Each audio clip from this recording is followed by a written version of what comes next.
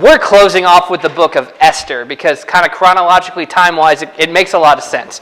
Because Esther takes place in the Persian period.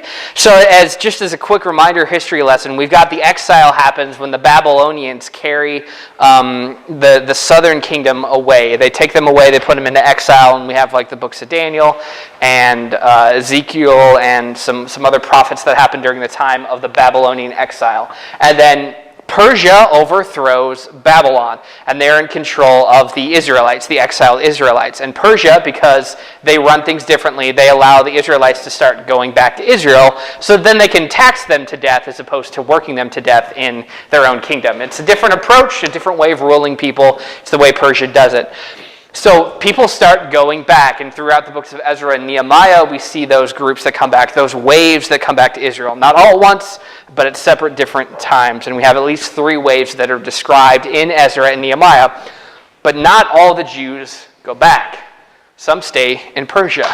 And Esther is the account of some of the Jews, and I think a message that kind of relates to those Jews that stay in Persia. And there's actually a couple things that are interesting that come out of the book of Esther. I guess facets of the book of Esther, let's say, that are kind of interesting. The first one I would like to mention is Esther is one of 2 books of the Bible that never mentions God. The other one's actually the Song of Songs, or the Song of Solomon, which we didn't really talk about because it's a really hard book to talk about and it gets icky. Speaking of books that gets icky, Esther actually gets icky. A lot of times when we hear the book of Esther, we get the PG or G version, and tonight we're going to jump into the arguably X version of Esther, because there's some serious stuff that happens in Esther, but we'll get to that.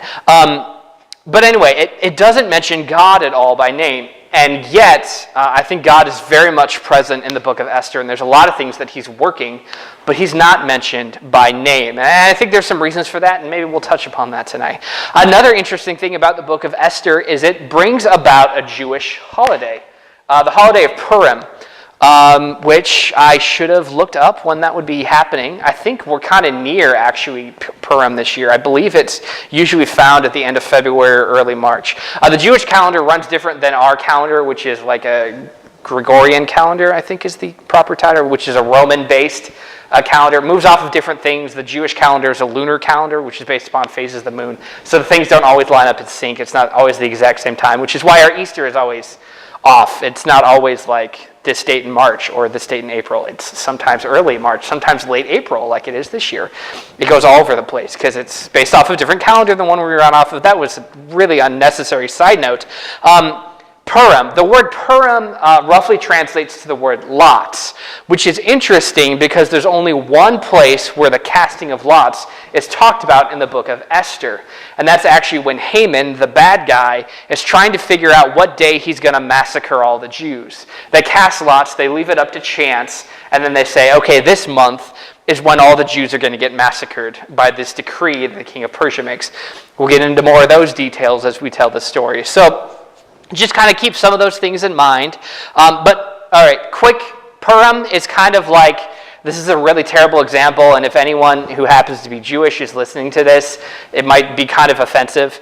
But Purim is like Jewish Halloween. And I say that because one of the things that marks it is people dress up in costumes, and they dress up as different characters. And we'll talk a little bit about maybe why they're dressing up as different characters at a new, different point. I'm introducing all kinds of stuff, not giving you any of the answers, which is a very Jewish way of teaching. So that's cool. So let's get into the story of Esther, and then let's see if some of these mysteries kind of unveil themselves, come out of behind their masks, and we see what's going on. I'm going to take a dramatic pause and drink my water and drop my cap. Okay, so Esther takes place during the reign of King Xerxes. So this is just a summary, and this is to help me remind the bullet points that I want to hit. So basically what I did is I took the NIV text, and I took all the subtitles that they had, and just threw them up on this slide. And so this is kind of just going to help us go through the book of Esther. So I'm going to try to very quickly go through the story of Esther. So we got a king, Xerxes, the king of Persia. He's actually referred to as the King of Kings because at this point in time, he's essentially the king of the world. He has the largest empire that's been amassed to this point, and he owns all the land. And so he's like the biggest, baddest king around. And because he's the biggest, baddest king around, he likes to occasionally show off what he has, what he does. And so he likes to throw big parties and invite all of his nobles and aristocrats, essentially all the guys over. They come and they party it up. And like hardcore, like lots of drinking, lots of eating the best food, drinking the best wine and other spirits. Like they just party hard. And in the middle of one of these parties, Xerxes has this really brilliant idea of how to show off how awesome he is. Because not only is he awesome, but he apparently like maybe married up even. Or maybe not compared to his power, but maybe compared to his looks. He's really infatuated or thinks that he's got the best trophy wife there is. Calls Queen Vashti to come and present herself before everybody else. And then we use all this really tame language to talk about how she's supposed to present herself. That she's supposed to come in wearing her crown, blah, blah, blah. But what we lose in translation is most likely what he's saying is, I want Queen Vashti to come wearing only her crown. And there's a good chance that what he's actually asking his wife to come do is to put on a strip show for him and all of his boys to watch. For him to say, I got the hottest wife ever, and she's going to show it off for all of you. Vashti is asked to do this and says, no, that's gross. And the thing is, there's this big reaction to it, because they're like, whoa. Like, Xerxes getting drunk with all of his boys, and they're like, dude, your wife just said no to you. You going to stand for that? And also, like, if the king's wife can say no to him, then our wives can say no to us. And that ain't cool. Like, what kind of world would this be if a woman could say no to a man? There's a little jab there because that's kind of the world that we probably should be living in, where women can say no to men. I'm for that, by the way. Anyway, very different culture, obviously. Okay, get past that. All right, so Vashti says no, and so Xerxes says, I got to do something. And so he says, you know what? You can't be queen anymore. And she's deposed. The text doesn't say if she's executed. Some people believe that. Maybe she's just thrown out of the kingdom. Who knows? Either way, Vashti not heard of again for the rest of the story. So Vashti gets deposed. And so Xerxes, soon after this, realizes, I'm kind of lonely now. I kicked out my queen. Let's think of a good way to go about this. And so his nobles, his advisors say, let's come up with a contest, because Vashti kind of was the best looking woman in your kingdom. So let's try to find a better looking woman for you. And of course, because of the culture, they have to get a virgin, because, you know, that's the way it works. Even though he's been with probably lots of women, he needs a virgin. Anyway, that's a side note. So they come up with this contest, and they say, like, every eligible virgin is going to learn how to best please the king. And we're going to round them all up, and we're going to have them all trained to be the best. And so they get all these virgins together. They put them through what's referred to as beauty school. And they teach them how to best be a wife for King Xerxes. And again, we're going to get to more of the X-rated version. What's happening here is they're essentially being taught how to be the best at sex. Like, straight up, because they think that's the best way that Xerxes is going to know that he's got the best woman, if he has the best sexual partner. And it's very likely that most of what their training is, yes, they're going to be made to look more appealing. They're going to be given the finest perfume so they smell good, because there's not as much bathing going on back then, and all these other things. But one of the big things that they're probably learning is how to best pleasure King Xerxes. Because the whole goal of this is you get your one night with the king. Night very much should be strongly implying things in your mind right now. And that if he likes it enough, then you get to be the queen. Congratulations. So we've got this weird contest that's like this mix-up of like American Idol and The Bachelor and The Hunger Games, like all thrown together.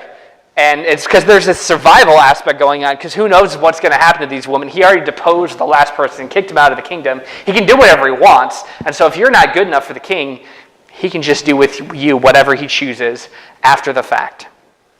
So enter Esther, who's actually, she's Jewish, and she has a Jewish name. Esther is a Persian name. Actually, it's a mistranslation of a Persian name, but that's what we have in English is Esther. Her name's actually Hadassah. So she's got a good Jewish name. But she decides, I don't want to be known as a good Jewish girl because that might not help me win this contest, which may or may not, keep and spare my life. So she goes by the name Esther, which is interesting because it's really close to the Persian name Ishtar. And that's actually probably what her name actually was Ishtar. And if you don't know who Ishtar is, because you don't happen to know all of your Persian gods and goddesses, Ishtar is the name of the fertility sex goddess in Persia. Not a bad name to go after if you're trying to win a sex contest. Call me Esther, the goddess of sex. Yep, she's already scoring points right away. And in fact, she becomes the favorite of the eunuch who's been appointed to help teach these women how they're supposed to, which ironically enough, a eunuch is teaching women how to have sex best. Interesting. If you don't know what a eunuch is, then ask Aaron. He'd love to tell you. Anyway, so all this is going on, and she finds favor with this eunuch, the guy who's in charge of this harem of women, who's in charge of making sure that they learn how to sex up the king the best. Yeah, interesting. Okay, and then we have like a side note here where there's this guy, Mordecai, who happens to be Esther's uncle, as well as Esther's actually an orphan. And so Mordecai is essentially her father figure. He's been raising her whole life as his daughter, even though technically uncle. Mordecai is a guy that he just is an advisor to the king. He's kind of a well-learned guy who helps the king out when he has hard times, but he's also hangs out around the palace. And one day he happens to overhear a couple of Xerxes' guards saying, it would be a really good idea if we just assassinated the king and took over his power. And Mordecai's like, well, that's not really good for the king. I'm going to let him know about it. And so Mordecai sends the news on throughout, and it spreads, and Xerxes finds out. And Mordecai sends it through the proper channels to get it to Xerxes. And Xerxes goes, wow, there's an assassination plot against me. I'll have those guards killed, and now no one's going to assassinate me. Cool. Things go on. And in the middle of this is also this other guy known as Haman. Haman is an Agagite, which makes him an Amalekite, which might not mean anything to you unless you remember the story of Saul way back at the beginning of Israel, the first king of Israel. There's a point in time when he's instructed to eliminate an entire group of people in a battle, and the people that he's supposed to eliminate is the Amalekites. And they have a king, Agag. And that king's life is actually spared. Saul pretty much wipes out everybody but the king because he wants to embarrass the king. And this is the point in time when Saul is actually told, the kingdom's going to be stripped from you because you can't listen to God. I've talked more about that. I'm not going to get into all those details. But that's who Haman descends from. He's an Amalekite. He's an Agagite. So he's from that line, that one guy that got spared. So Haman, in his family history, kind of hates the Jews. And he has pretty good reason to.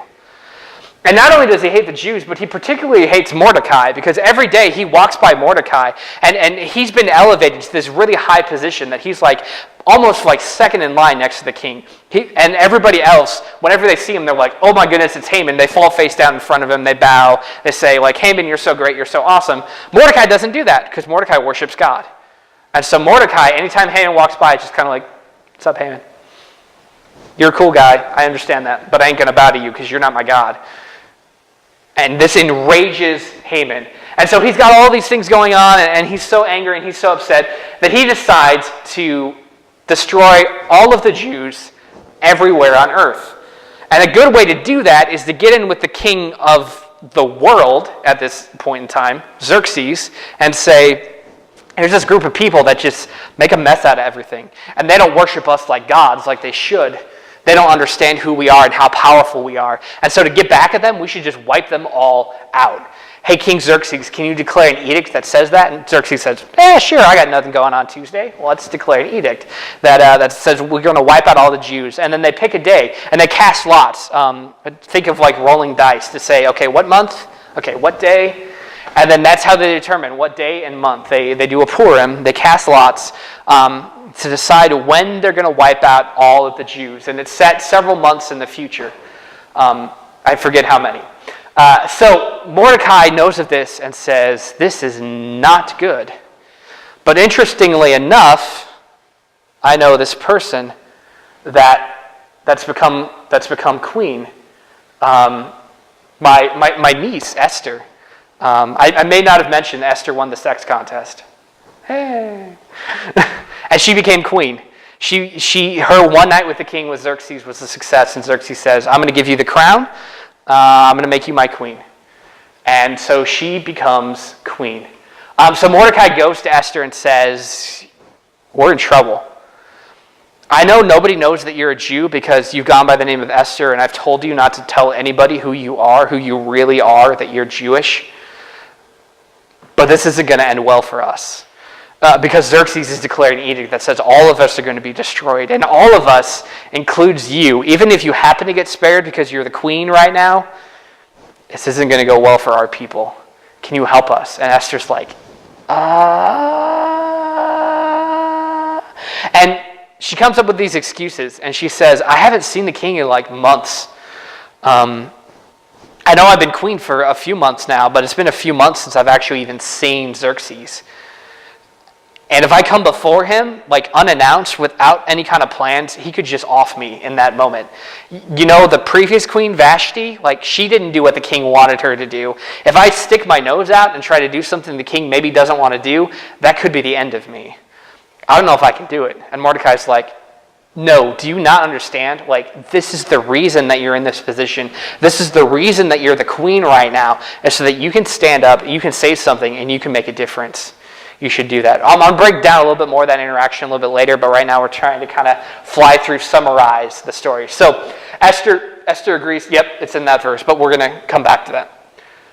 So Esther agrees to help. She goes to the king. The king says, oh, hey, it's my hot queen. Cool. You can talk to me. And she says, so can you come to this banquet that I want to have? I'm going to have a banquet in a couple days, and I want you and I want Haman to both come. And it's really interesting. She makes this incredible stand in this moment to go before the king to make any kind of request. And he says, like, up to half my kingdom, I will grant this request to you. Whatever you say, I will do, because that's how much I care about you. And she says, I'm going to have a banquet. You should come to that. Come have dinner with me. What a weird thing to request. All of her people are about to get wiped out in a couple months, and she asks them to come to dinner. See, the thing about Esther is that something that I think sometimes we overlook when we talk about this book is that she is smart, and she is cunning and clever, and she knows that she can't just outright ask for this to the king. Say, you know what, I want you to go back on one of the edicts that you make. I want you to embarrass yourself in front of all your people and have to say, you know that rule I made a little bit ago? Forget about it. I didn't mean it. I was drunk. I wasn't thinking straight. This guy Haman talked to me and I believed everything he said and I made this edict. The king can't go back on one of his edicts. He can't just erase it and say, it didn't happen. Ignore it. Because it makes him look bad. And he can't look bad in front of his people. He's the king of the world. And it would look bad if he went back on one of his edicts. And so she has to come about the problem kind of behind or to the side. She has to come at it from a different angle and say, let's do something different here. And so she invites him to a banquet. And the interesting thing about that is she invites Haman, the king, and herself. They're the only ones to be at this banquet. There's all the servants that are serving the food and everything like that, because you have all this slave labor going on in the kingdom. But the main characters that are here are the queen, the king, and Haman. And the thing about it is I think she does this intentionally to make the king start going, what the heck is going on here? The queen says she has something important to tell me, but she can only tell me at a banquet between me, one of my top officials, and her. And we haven't hung out for a couple months, and we haven't seen each other. And you start to wonder, like, what kind of connections is he making? What is he thinking? What's going on in his mind? Is he like, the queen wants to tell me she's been having an affair with this dude and see what happens? Is the queen telling me that, like, this guy and her have decided that I'm not a very good king, and they're, like, inviting me to this banquet to poison me? Or, I mean, his mind could be going in all different directions with this. He doesn't know what's going on. And in fact, that very night, he can't go to sleep. Because his brain's just worrying, and he's trying to figure out what Haman and his queen are up to. That they've invited him to this banquet. And so he actually, he calls for a book to be read to him. And this is one of those places where I think God shows up, even though he's not mentioned. Because out of all the books they could select, Xerxes says, I want to hear great stories about what happened in my empire. Tell me the history of what's happened while I was king. And out of all the books they could pick, out of all the stories they grab one that talks about this guy who found out about this plot to assassinate the king, a guy named Mordecai. And they read out to him and they say, hey, Mordecai at this date revealed this plot where your guards are going to assassinate you, and it was able to be thwarted, and you weren't assassinated because of Mordecai. And in that moment, Xerxes is racked with guilt because he realized Mordecai has never been honored, never been noticed for saving his life. And so he's honored. And then the king does something really interesting where he calls up Haman and says, hey, Haman. Who knows what he thinks about Haman at this point in time, but he goes, hey, Haman, I want to honor somebody. What should I do for the person I want to honor? And Haman's like, well, Haman's the dude with the biggest ego ever, maybe. And Haman's like, if the king's going to honor anybody, he's going to want to honor me. I mean, the queen's invited me to this special feast. Haman is always oblivious and always egotistical. That's his character throughout this whole thing. He says, the king's going to definitely want to honor me. So you know what would look really cool? If I got to ride the king's horse and got the king's robes and was led throughout town saying this is what's done for someone that the king chooses to honor. And I want that to be done. And so Xerxes says, Haman, that's the perfect idea. How about you get the horse, you get the robes, and you put all that stuff on Mordecai, and you lead him throughout the streets shouting that. And then Haman's like, probably some sort of expletive. This is the last person he wanted to do this to, and it makes him furious. And so he decides that what he's going to do is, because he so hates Mordecai, is he's going to build this gigantic, depending on your translation, gallows or giant spike. Most likely spike, because that's the way that they would execute people in the Persian days. They would impale them on a giant pole. He says, put up this huge pole so that we can throw Mordecai on top of it on the day that we're going to eliminate all the Jews. He's going to be the first one to go, and we're going to throw him on a pole as an example. He's so furious at Mordecai. So he has this thing constructed. So, all right, getting back to kind of the main Esther story. The banquet happens. At the banquet, Esther says, oh, great king, what I have to tell you is actually too overwhelming for me to say. So come to another banquet. Just me, you, and Haman. I think he's like, great. I was supposed to find this out, and now, come on. Let me know what's going on. So they end up having the second banquet. And the queen, again, Esther is smart. She has this great, just creative way of helping Xerxes to want to enter into this situation to save the Jews. And she says, my king, Haman, this guy here, he's trying to take my life. Because he had you give out an edict that kills all of my people. And guess what? I'm one of my people. So if you really care about me, you'll spare my life, you'll intercede, and you'll stop this from happening. And it's amazing what Esther does here, because she's had Xerxes reeling for weeks, where he's trying to figure out what does my queen want? What does my wife want of me? What's she going to tell me? And then she enters in and says, I'm in danger. I'm the damsel in distress, and I need you, my hero, to save me. Talk about playing on his manhood. Isn't that what every guy wants? A woman that he can swoop in and save and be the hero and all those. It's all those storybook things. She puts Xerxes in that place and says, be my hero. Save my life. In the meantime, also save all the lives of all these other Jews, all the people. Figure out a way to intercede and stop your edict. And Xerxes in that moment is just overcome. And he actually leaves the room. And then Haman is just caught in the middle of all this. It's just oh crap.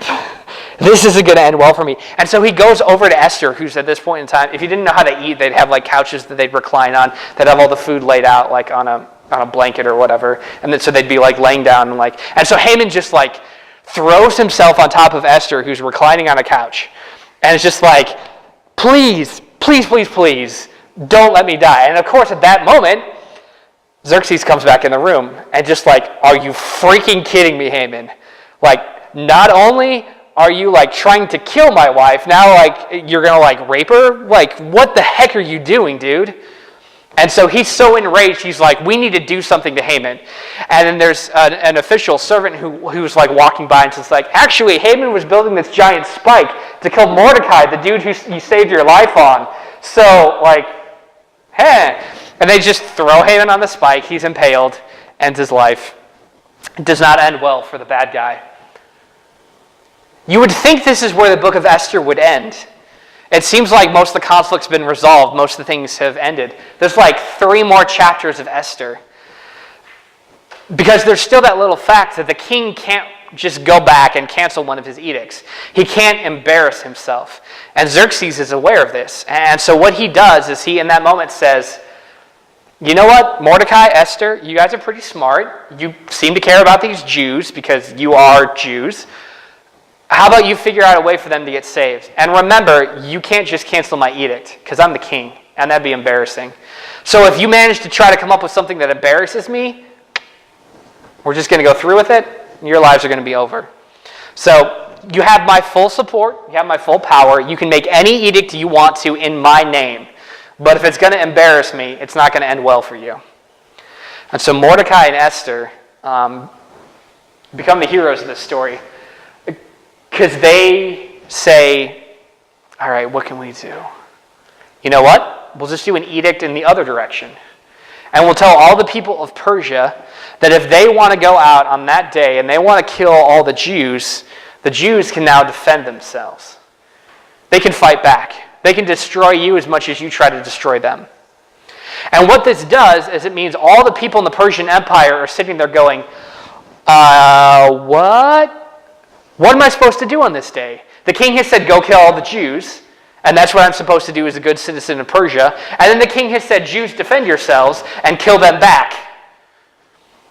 So what am I supposed to do as a citizen of the Persian Empire? Instead of putting it on the king and making him look two-faced, they put it on the people and try to say, what are your chances? Which way are you going to go? What does the king really want? What's it mean to be a good citizen? And so when the time comes, Purim is established, the Jews triumph. They manage to, anybody that stepped out against them, they annihilate. They take them out. And so there's all these numbers that are given of all these people who tried to strike out against the Jews and how they were killed and massacred. Throughout all the kingdom of Persia, which you could read as like the earth at this stage, basically. And so Mordecai is recognized as the guy who engineered this edict, who made it happen that the Jews could survive. And this is why they celebrate Purim, as a reminder of how Esther, Mordecai, how they were saved because of who God put in position in Persia at this point in time. So let's try to break some of that down a little bit more. There's a lot of things that are going on. I kind of gave some little hints and stuff throughout the story. There's this cool parallel to this story that it's a story that we've heard before. I think the story of Joseph actually parallels this story a lot, which is really cool when you think about it, because the end result of the story of Joseph and the end result of the story of Esther is about people who have remained in pagan kingdoms and pagan empires and have done God's will throughout and managed to save God's people because they listened to God. And so Joseph ends up staying in Egypt and saving his family because he stayed in Egypt and he remained true to God. And Esther and Mordecai have stayed in Persia and they've remained true to God and they've saved the Jews. They saved the entire nation of Israel because of being faithful to what God had called them to do. That God had put them in that place at that particular time to do that particular thing.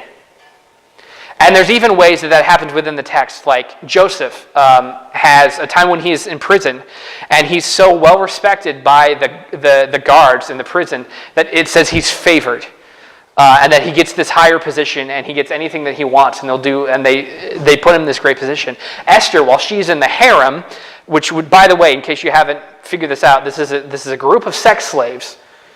There's one guy, a eunuch, who's in charge. Actually, Haggai is his name. He's not just one guy, he's Haggai.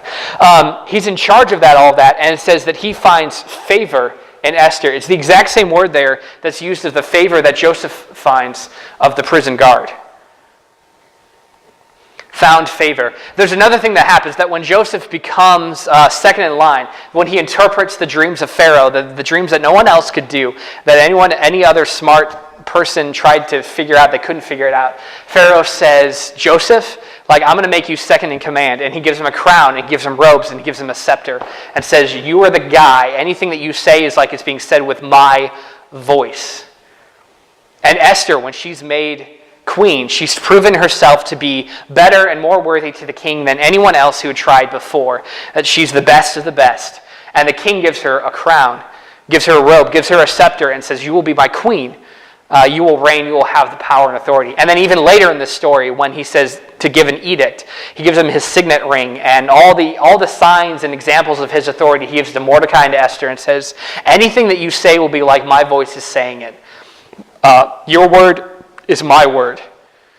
And so there's these parallels that in a lot of ways make Esther and Joseph, their stories seem to line up in a lot of ways. I think that's really just kind of an interesting tie that happens within Scripture, the way that God is working this story. But the coolest thing is what happens in 4:13 to 16. And this is what Mordecai says to Esther. This is after the edict has been declared. Mordecai hears about it, and he says to Esther, you need to say something. Esther says, no, I can't say anything. And then Esther sends back this answer. And I love how Mordecai says, I think you're here for this purpose, for this reason. But even if you do nothing, which I think he's strongly saying, if you do nothing, you're complicit in this.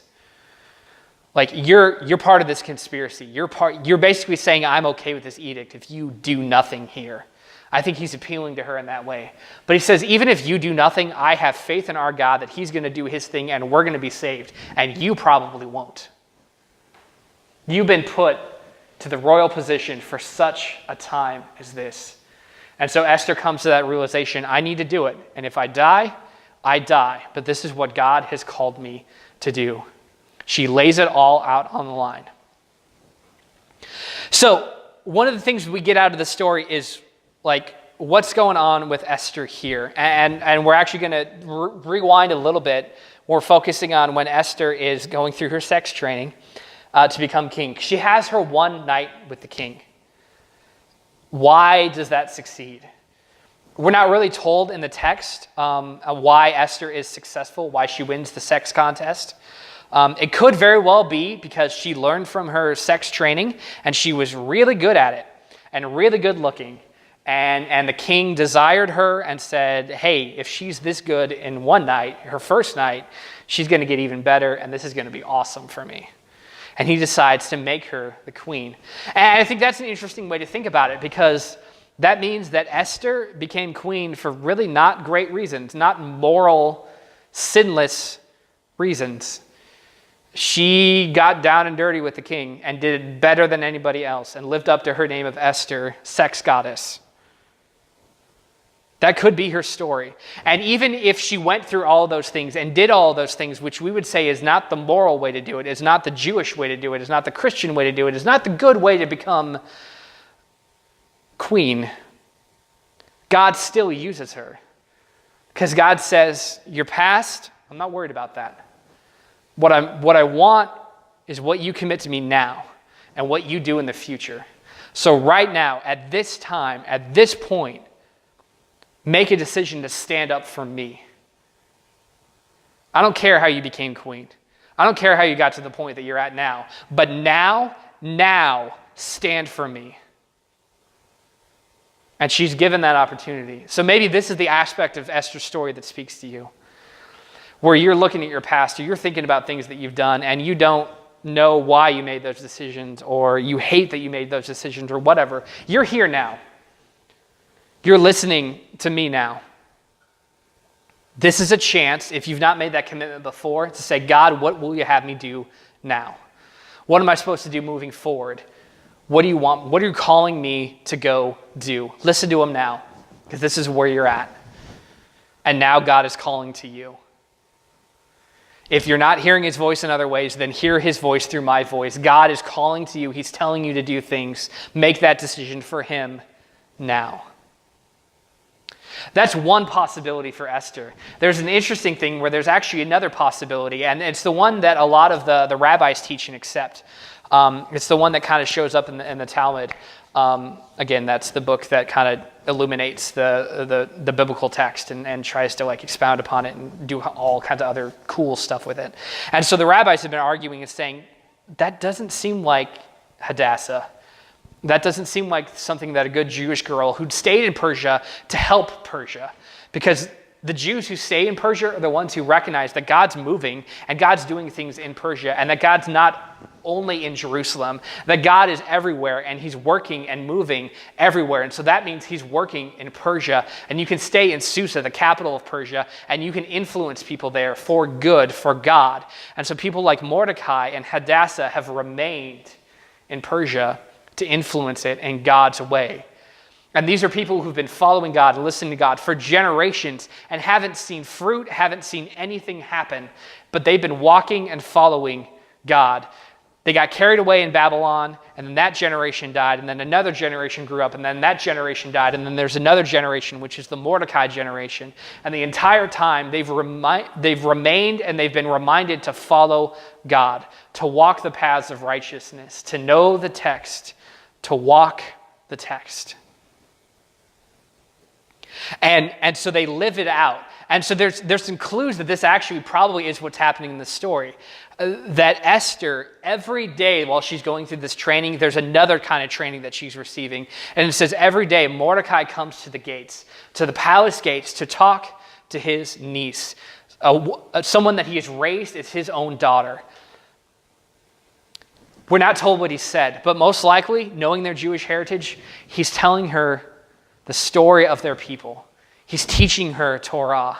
He's saying this is God's law. This is how you're supposed to walk out, how you're supposed to live your life. These are the paths of righteousness, the paths that you are to know and walk throughout your entire life.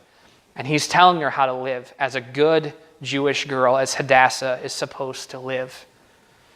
And so she knows these stories, the stories of her people. And then according to this version of Esther, this interpretation of what happens in Esther, when Esther is finally given her one chance, her one night with the king, she does something really different.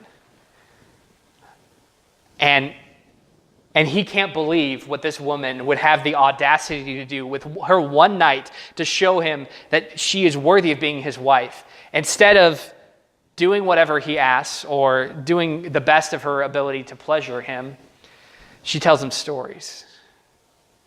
And she teaches him about Torah. And she tells him the stories of her people, the struggle that they've gone through. And she is clever and intelligent and witty.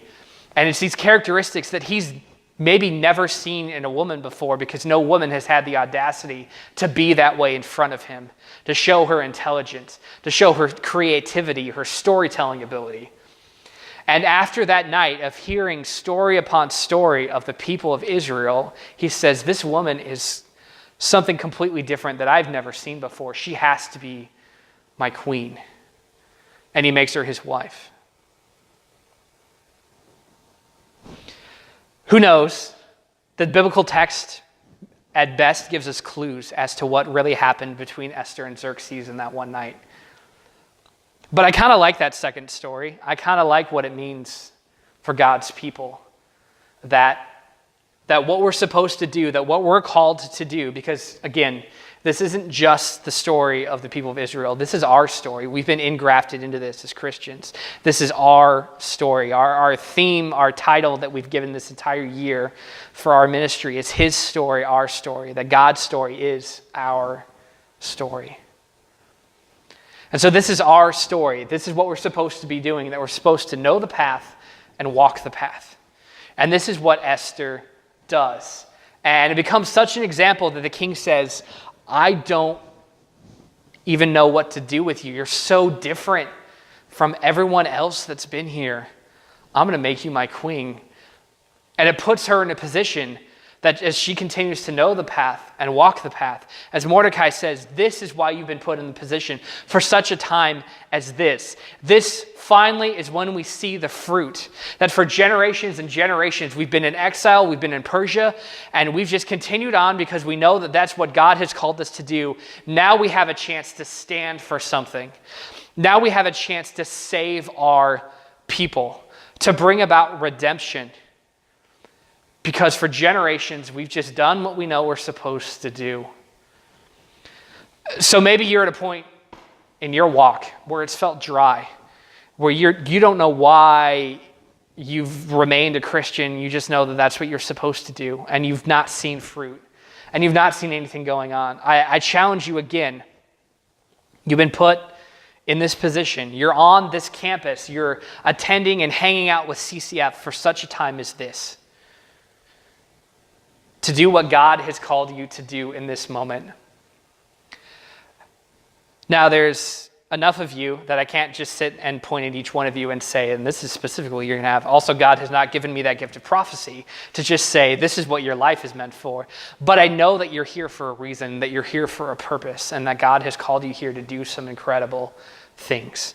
I can give you some general advice. I'm not going to do that tonight because I'm already probably over the time limit that I wanted to put this into. Aaron's nodding at me, so that's definitely the case. But just know that you're here for such a time as this. That God has called you to this place, this group, this time. Now, he's gathered us together exclusively to do things for him. And so that's going to be my challenge for the rest of the semester, maybe, is for us to be exploring and figuring out what has God called us together to do together to impact this campus, this place.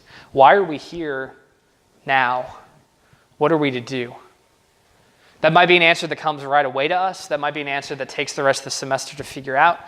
But I think God's calling us to a purpose, to do things for him. And so let's use Esther, that story, as our inspiration, as our marching orders. We've been called for such a time as this. And so let's see what God has in store for us.